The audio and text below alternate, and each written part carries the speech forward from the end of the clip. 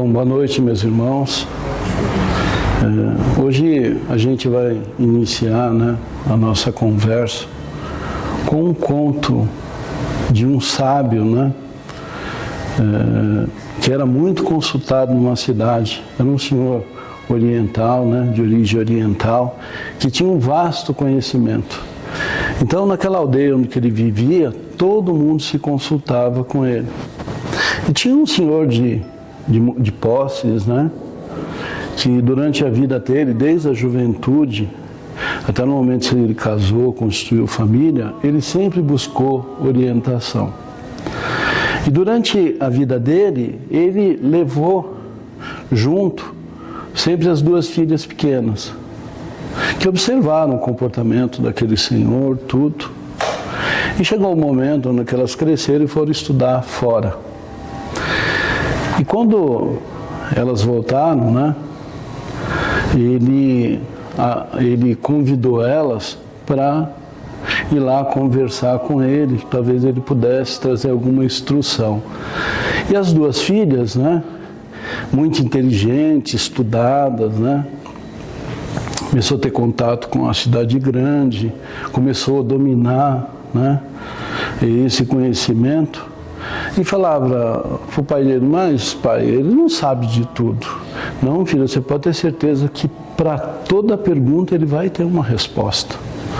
E ele ficou, e tinha uma filha que era mais tranquila, Ela aceitou de pronto ir para fazer uma pergunta para ele. E a outra, que era mais velha,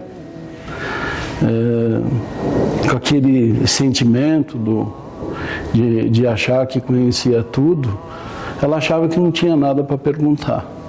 E ela foi, Então, eles se dirigiram, mas a quantidade de pessoas que procuravam ele lá era muita gente. Então tinha uma fila enorme, que tinha que ser aguardada até chegar no momento. Bom, elas já estavam meio que impacientes, E a mais nova já tinha uma pergunta para fazer para ele.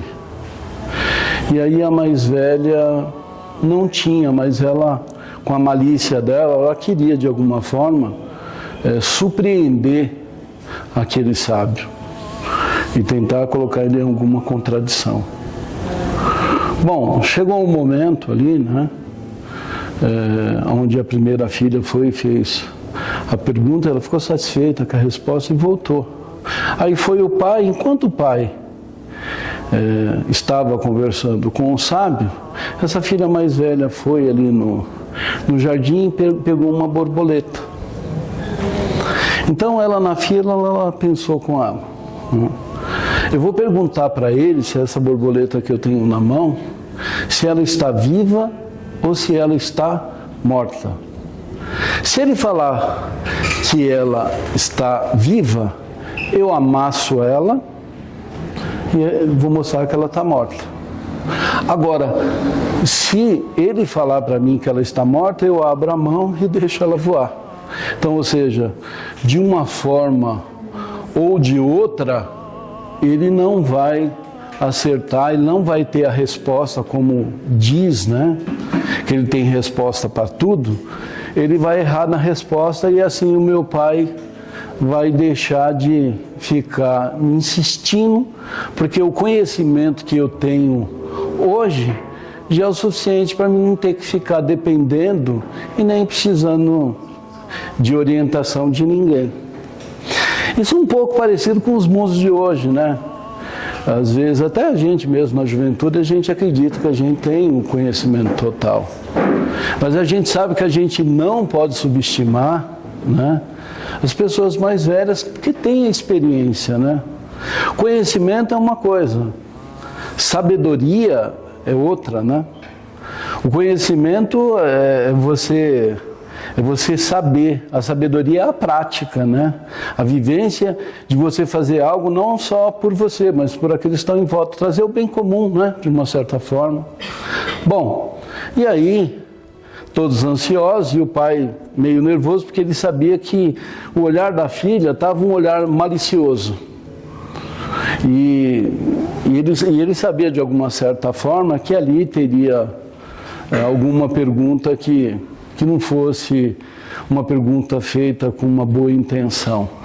Mas ele sabia que aquele sábio, ele era uma pessoa muito bem intuída, né?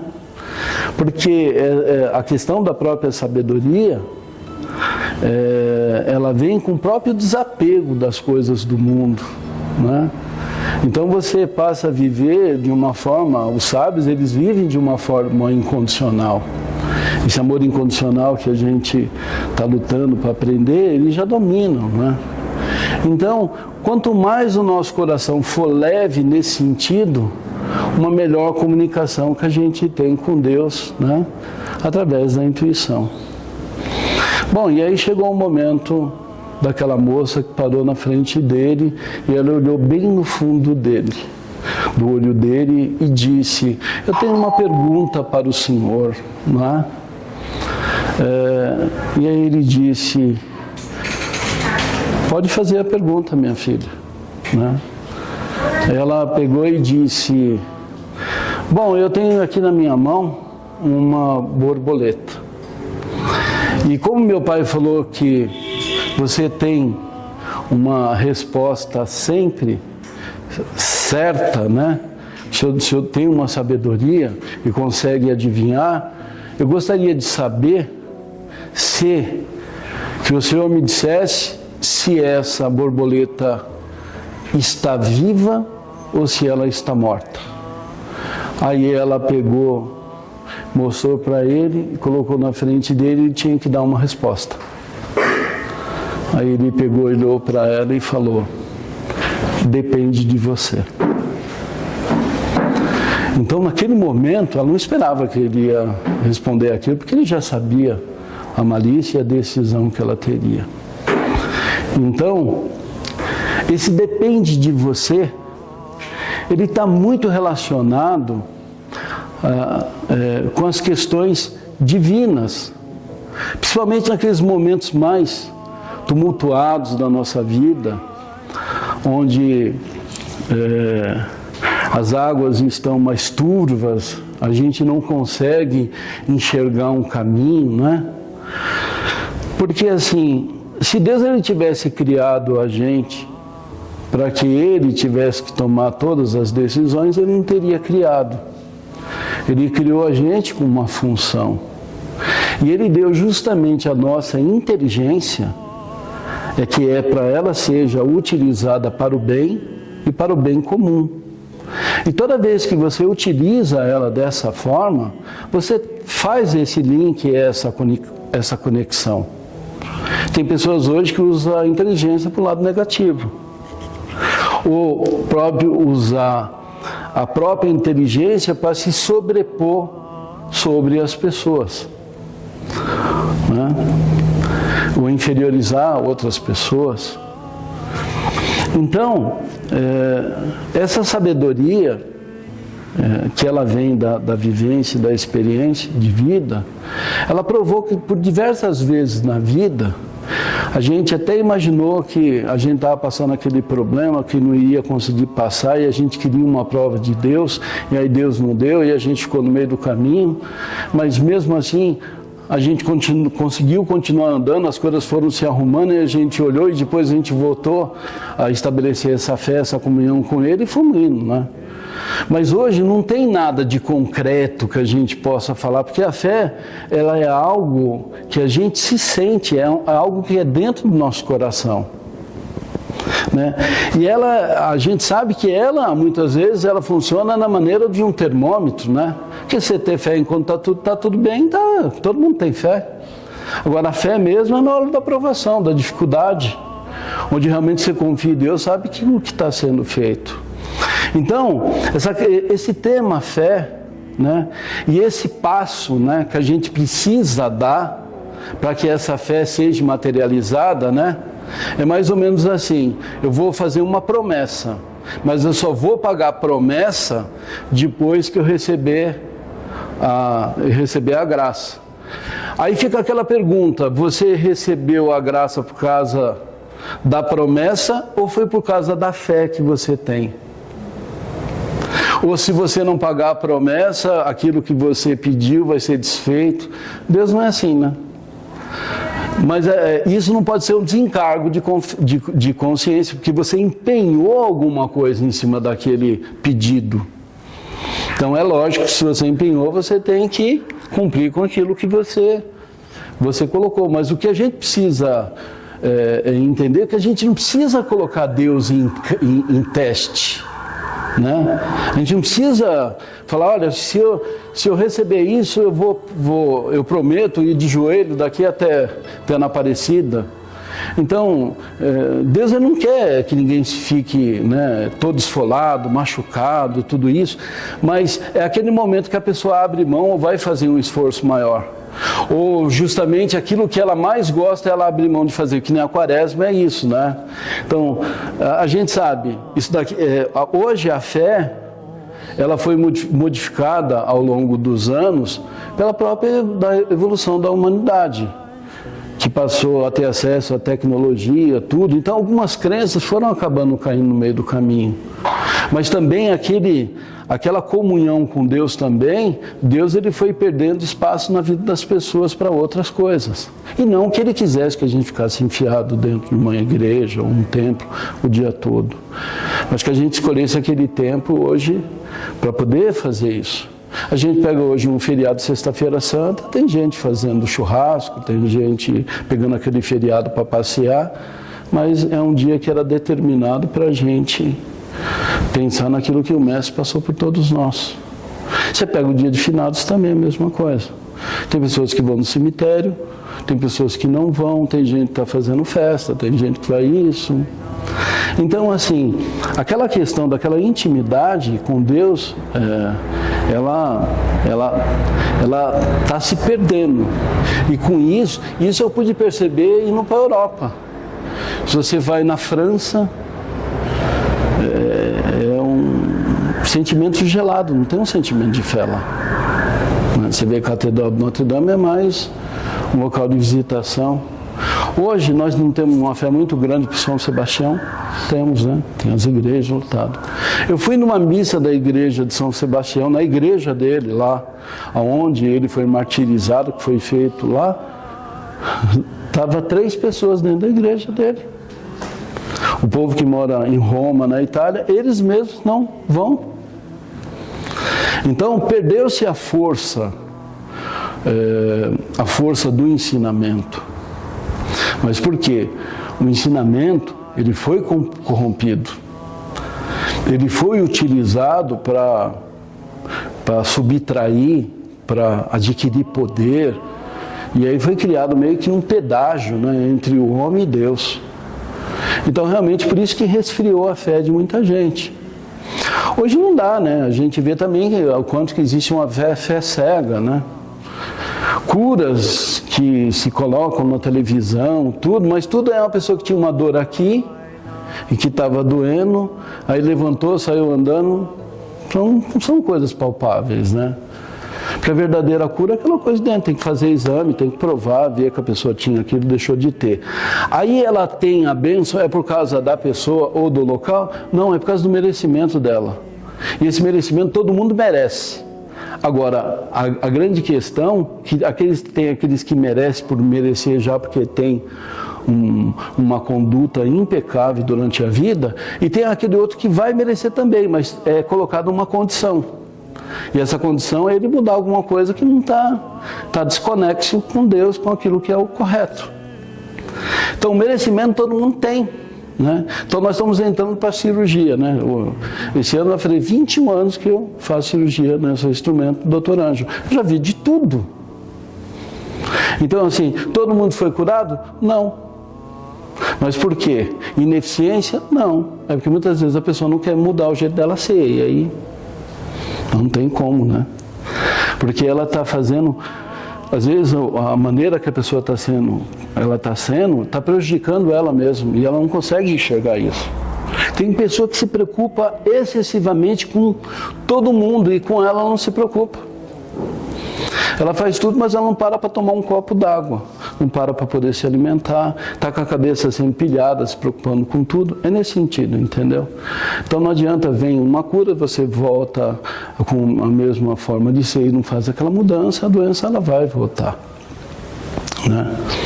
Porque a gente sabe que para Deus, o que é um tumor, o que é um câncer? Não é o tamanho, não é a questão aguda da doença, ou o tamanho dela, onde ela está localizada. É o quanto que o paciente realmente, do fundo do coração, ele está realmente disposto a mudar. E a gente sabe que mudança é uma coisa difícil. Porque muitas coisas não dependem só de você, depende em volta de onde você está.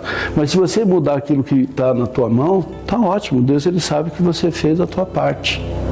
Então, a gente nem precisa colocar essa condição para Deus. O que a gente olha e tem que entender, né, que eu acho que é o mais importante, existe uma lei. E essa lei no universo é a lei do Dharma. É uma lei que é operada pela lei da física. É a lei de ação e de reação. Você está posicionado, tá? Você fez o seu posicionamento, você fez a sua mudança, aquilo que você coloca para o universo ele vai colocar de volta para você. Que é uma lei, né? Agora, existem padrões que nós colocamos de pensamentos, que esses padrões, muitas vezes repetitivos, ele não deixa a gente sair daquela faixa. Entendeu? E aquilo passa a ser um hábito, né? E aquilo está encravado, está encarnado no ser. Né? Então, esse milagre da cura é o milagre da transformação. É o milagre do entendimento. Que nós somos espíritos que estamos vivendo provisoriamente num corpo físico. Esse corpo físico, se ele está doente, é porque ele está em desacordo com a lei que o universo estabeleceu e que rege o universo. É uma lei de ação e reação. Existe alguma coisa que ali está sendo feita ou que foi feita lá atrás que gerou aquele nó energético. Aquele nó energético, ele desestruturou a parte energética e, consequentemente, a expressão dessa parte energética no corpo vai reproduzir a doença. Então, a doença, ela é o efeito. Então, a preocupação de Dom Ângelo e dos espíritos é a causa, não é a ponta de cá. Essa ponta de cá, a medicina está cuidando. A preocupação é o início, onde ela originou. E ela está originada onde? No espírito. E lá, a ciência não consegue chegar lá. O que vai chegar lá seria o psicólogo, né? Psicoterapeuta, né? Às vezes, com o seu trabalho, ele vai conseguir mudar aqueles padrões. Agora, tem determinadas coisas que aquele nó, para se desatar, Deus ele precisa que você dê o teu passo. Sabe aquela questão que a gente primeiro espera a coisa acontecer, para depois você dar o passo? Não. Ou você confia e dá o passo e faz sua parte. Tem pessoas que eu já presenciei, que a cura dela veio no 7º dia. Passou o primeiro dia, segundo, nada, eu falo, ó, vai, faz meditação, faz tai chi, faz seu caminho direitinho. Quando chegou no último dia, veio. Se a pessoa desiste no primeiro, não. Eu já vi pessoas sair, entrou com um olho ruim e o outro bom, e sair daqui com os dois ruins e falar, nossa, piorou um e o outro. Não, é que foi operado. Então espera amanhã, aí no outro dia a pessoa passa a enxergar os dois. Então assim, a gente precisa confiar, porque todo o processo que é feito aqui dentro é um processo explicado na lei da física. Porque assim, ninguém pode entrar na frente de Deus e dizer, vai curar. Não, o Dom Ângelo ele segue um comando. E esse comando é um comando que vem do Mestre. Então Deus lá em cima, ele sabe. Porque a gente não entende a doença como um mal. A gente não entende a dor como uma coisa ruim. A dor é um processo de transformação. Se está tendo dor, ela está te mostrando que alguma coisa precisa ser modificada. Tem pessoa que tem problema de dor na coluna e investiga e não acha nada. Ela é uma dor somática. Às vezes ela carrega de preocupação a família nas costas. Em algum lugar vai materializar essa dor, esse problema, né? Então tem isso. Agora também tem aquela lição de casa, né? Da gente fazer o nosso papel, o nosso trabalho, né? Se alimentar direito, tomar nossa água de forma correta, fazer o exercício. Então são coisas que nós não podemos deixar para que Deus faça, entende? É uma questão de consciência nossa, de consciência e respeito do corpo que a gente recebeu. Então o que está faltando, eu acredito muitas vezes, não que isso daí seja alguma novidade, né? Mas a gente entender a função que se tem num corpo físico. Muitos acreditam que é a beleza, né? E aí um estereótipo que não existe, né? Que o sistema criou, que faz uma pessoa se sentir bem, a outra se sentir mal. Então, se as pessoas olharem o corpo como... O corpo é um envoltório, né? Projetado na forma anatômica para cada um. Não existe ninguém igual. Não tem uma folha de uma árvore igual, não tem uma formiga igual. Por que a gente tinha que ser igual? Agora essa diversidade que é a bênção, né, de tudo, né? E a gente tem que entender. Então esse amor, esse valor que a gente tem que dar, a gente tem que dar, não pode ficar esperando do outro. Porque a gente tem um valor maior a ser respeitado, que é ser filho de Deus. Então de manhã cedo a gente define o nosso dia.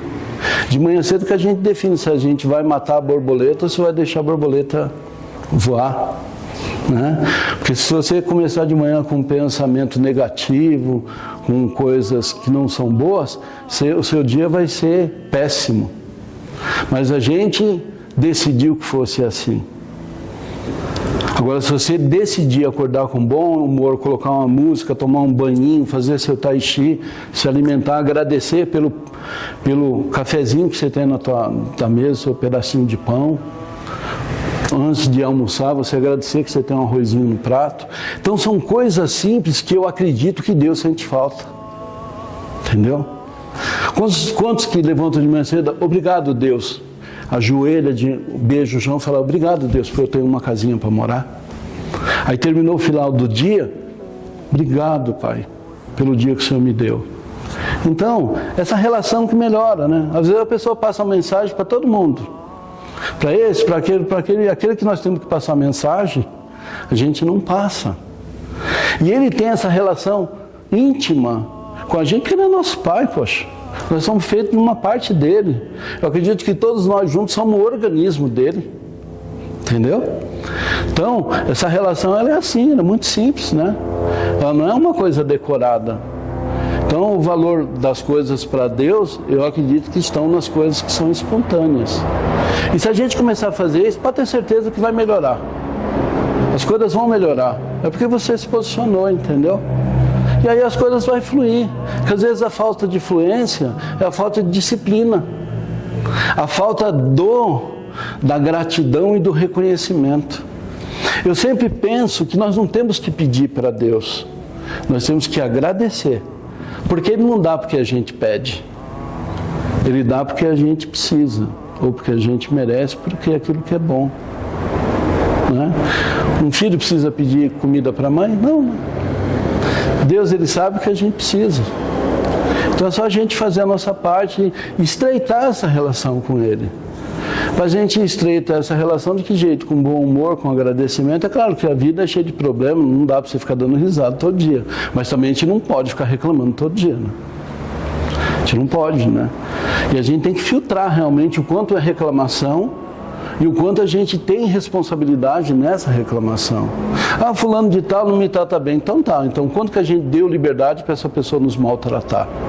Então a gente se posicionar e colocar cada um no seu lugar, também você não saia do seu quadrado para entrar no do outro, né?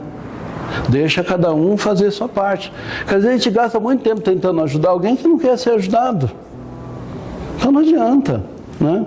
A gente muitas vezes tem essa experiência com o filho. Você fala, não adianta. Então assim, você já sabe levantar, né? Ah, me dá um copo d'água. Não, levanta e pega o copo d'água lá. Né? É assim, pequeno. Já tem que começar já colocar dentro desse processo. Porque a gente quer fazer tudo e depois lá esses filhos não vão estar preparados para lidar com as questões do mundo. E a gente sabe disso, né? A gente como pai, como mãe ou como avô, né? Todo mundo está aqui, a gente já errou muito nisso, mas não foi por mal, né? A gente queria dar para os nossos filhos aquilo que a gente não teve. Mas eu não acho que esse momento, eu acho que precisa muito mais do que não do que sim. Então esse sim que é dado assim, o mundo hoje está assim. Claro que tem muitos jovens que são as exceções, né? Mas a gente sabe que muitos daí que estão batendo em pai, estão fazendo, né? E estão fazendo como aquela jovem que desafiou o sábio, entendendo? Acha que sabe de tudo, e não é assim, né? A gente tem que saber esperar o tempo, saber respeitar aqueles que já vieram abrir a nossa estrada. Tá certo? Namastê.